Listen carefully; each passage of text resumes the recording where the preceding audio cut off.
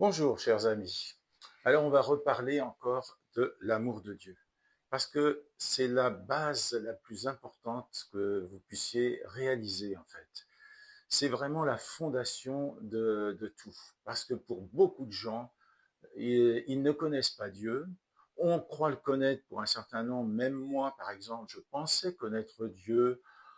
C'est un peu prétentieux de connaître le créateur de l'univers de A à Z, non, mais j'avais une idée de ce qu'était Dieu. En fait, je me rendis compte que mon idée était bien limitée. Et pour beaucoup de gens, eh bien, Dieu, ils s'y intéressent pas et ils ont même souvent une image très négative de ce qu'est Dieu. Quand ils regardent les religions, quelles qu'elles soient, ça leur donne pas trop envie et on peut les comprendre.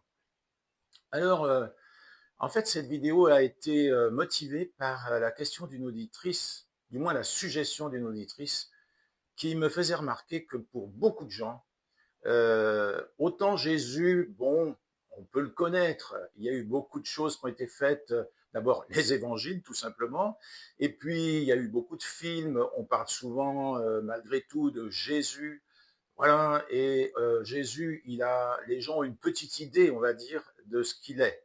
Tandis que Dieu, alors là, c'est nettement plus flou.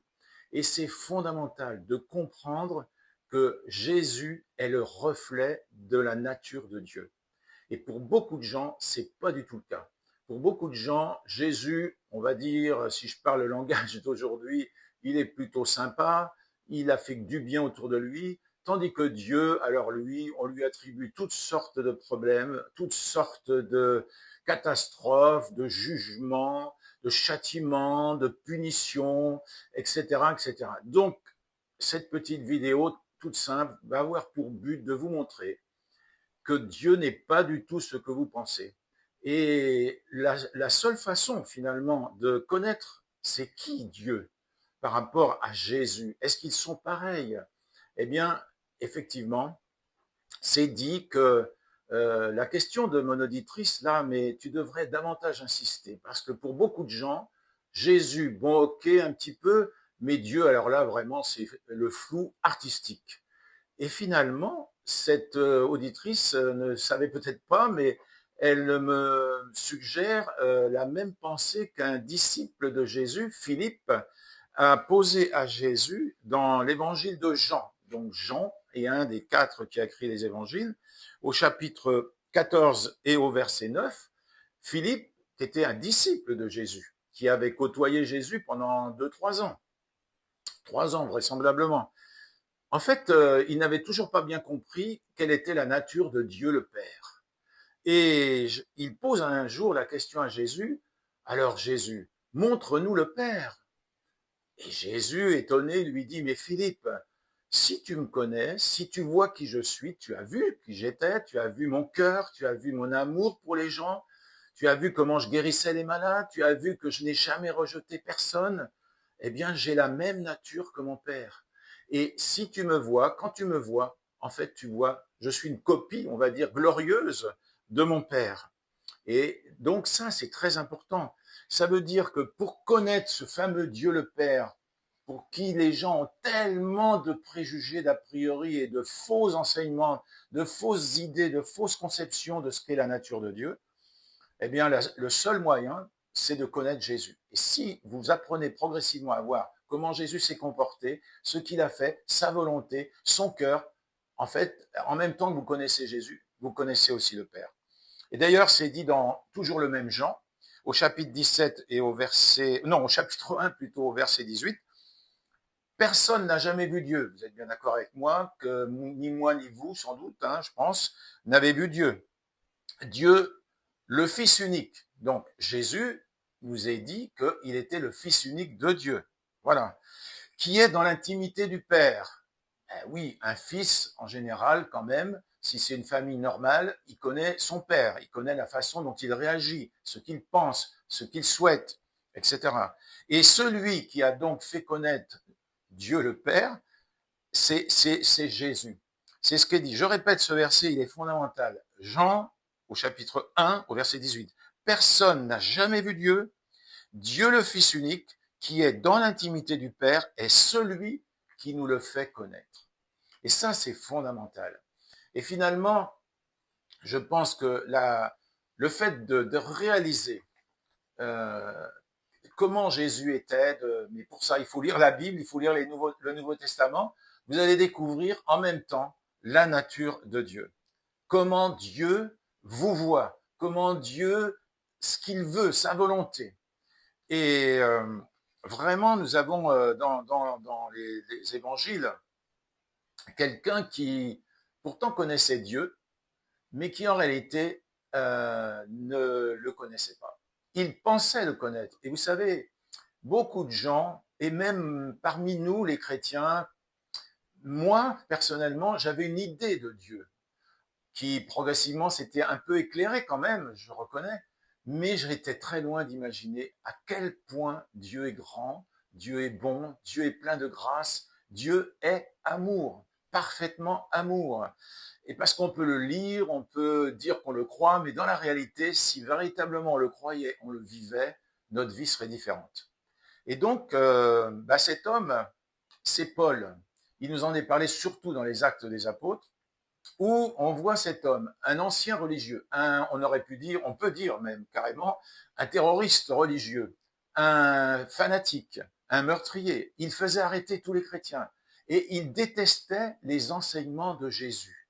Il détestait les enseignements de Jésus. Et je pense, enfin ça c'est mon interprétation, qu'est-ce qu'il devait détester le plus? C'est que Jésus aimait les gens, et les gens que les gens religieux méprisaient. Les gens on dit dans les évangiles, de mauvaise vie. Les gens qui ne connaissaient pas du tout la Torah de l'époque, qui n'étaient peut-être pas très fréquents dans les synagogues, etc., dans les synagogues. Donc, Paul détestait les enseignements de Jésus. Et voilà qu'un jour, Paul, il a eu une rencontre pour le moins très percutante sur le chemin de Damas, qu'on peut lire dans les Actes des Apôtres, où là, il a découvert que celui contre lequel il se battait, vous savez, il y a beaucoup de gens aujourd'hui qui ne veulent plus entendre parler de Dieu, qui font tout pour que on puisse pas enseigner les vérités de ce qu'on peut découvrir dans les évangiles, mais en fait, sans qu'ils s'en rendent compte, eh bien, Dieu, et c'est ce que j'ai envie de vous dire, Dieu vous aime. Et Paul, sur ce fameux chemin de Damas, il a réalisé que celui qu'il combattait le plus avec virulence et violence, l'aimait. Vous savez, ça a dû être un choc, ça a été un choc terrible.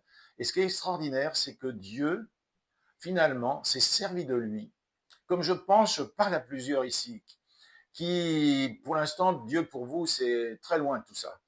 Voire, vous êtes assez hostile, parce qu'en fait, vous avez une connaissance qui est fausse.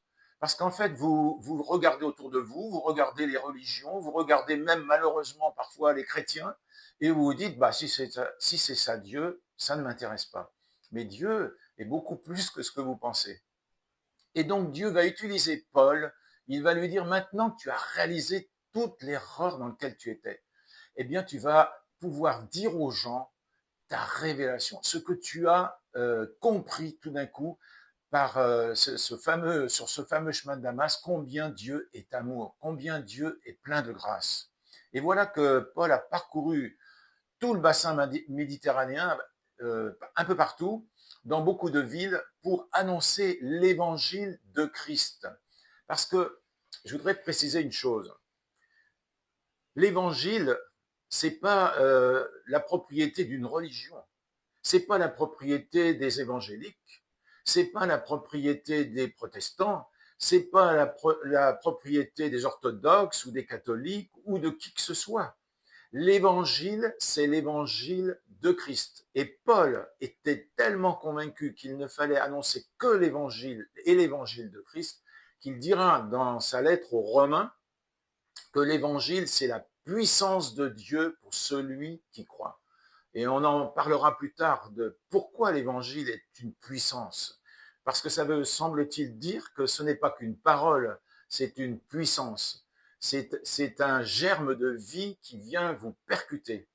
Alors, Paul, et je vais terminer avec ça, il est arrivé un jour dans une ville, Corinthe, qui était très connue, une grande ville de l'époque, une ville qui était aussi malheureusement connue pour être une ville de corruption. Il y avait beaucoup de problèmes de violence, beaucoup de, on va dire, de débauche.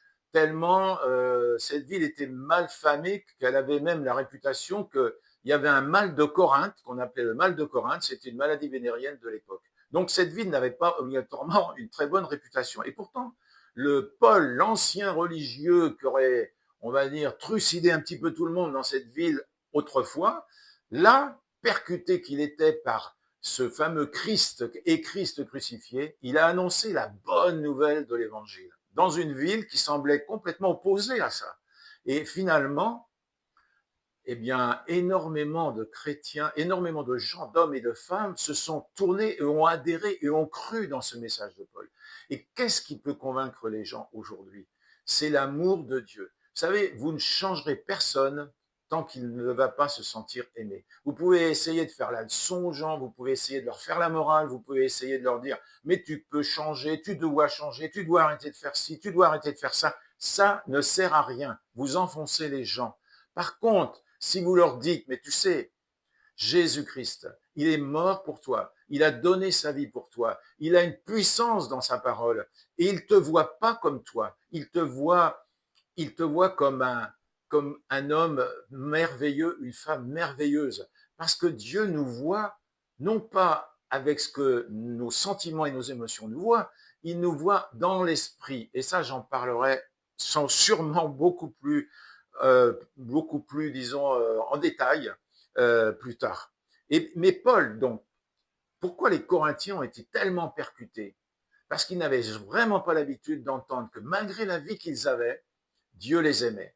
Et Paul leur fait une petite description. Je peux vous dire que cette petite description, elle décoiffait, dans le sens que ben, c'était vraiment pas la façon dont ils concevaient l'amour.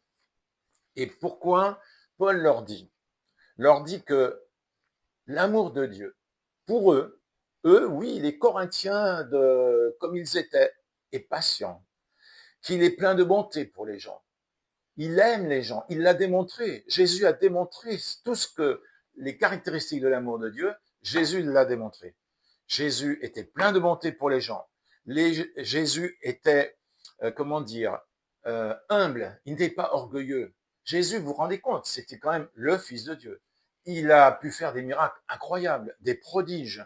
Et pourtant, quand il s'adressait aux gens, il était simple, il leur parlait simplement, il leur donnait des paraboles pour qu'ils comprennent. Et tous les gens qui étaient mal vus, souvent, eh bien, il kiffait Jésus, on va dire, parce que lui, au moins, il ne les rejetait pas. Il ne les jugeait pas. Et il les aimait. Et il ne s'irrite pas. C'est-à-dire que nous, souvent, on s'en veut. Enfin, moi, j'ai souvent été comme ça. Je me suis dit, c'est pas possible, je recommence toujours les mêmes erreurs. Eh bien, Dieu va jamais vous dire, ah, mais enfin, un jour, tu comprends quelque chose. Non, non, il est patient.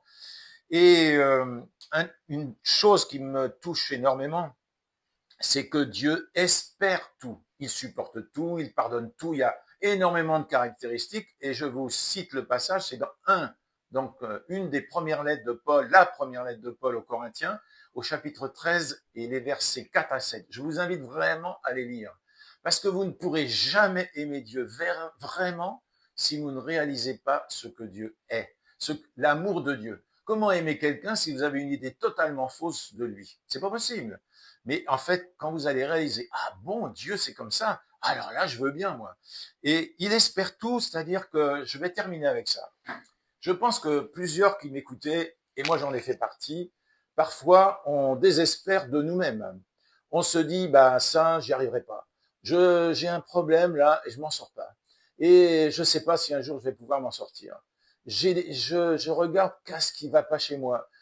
Voilà, j'en peux plus. Il y a peut-être même quelqu'un ici qui m'écoute et qui est assez désespéré de sa situation, qui a l'impression qu'il ne s'en sortira jamais. Eh bien, Dieu n'est pas comme ça. Parce que l'amour de Dieu va vous faire voir, va vous faire comprendre que lui, il a une espérance pour vous.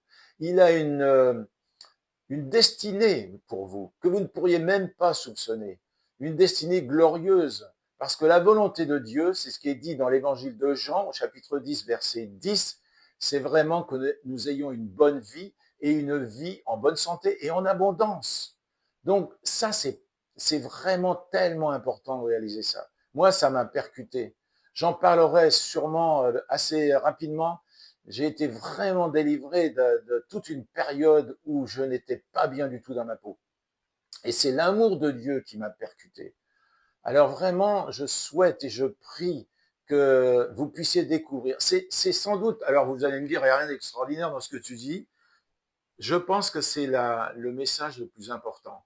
Parce que ça vous enracine. Il faut être enraciné dans cet amour. C'est ce que Paul dit également.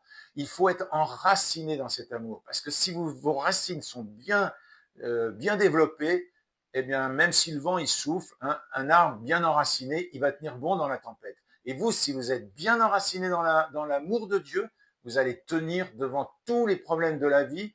Et évidemment, nous avons tous des difficultés dans la vie, nous traversons tous des moments des fois difficiles, mais quand vous êtes enracinés, et je peux vous le dire, avec mon épouse, avec mes enfants, nous avons traversé des épreuves, parfois dures, et nous avons toujours eu la victoire parce que nous nous enracinons de plus en plus dans cet amour de Dieu. Alors je vous souhaite une très bonne journée. Je vous dis à bientôt sur cette chaîne.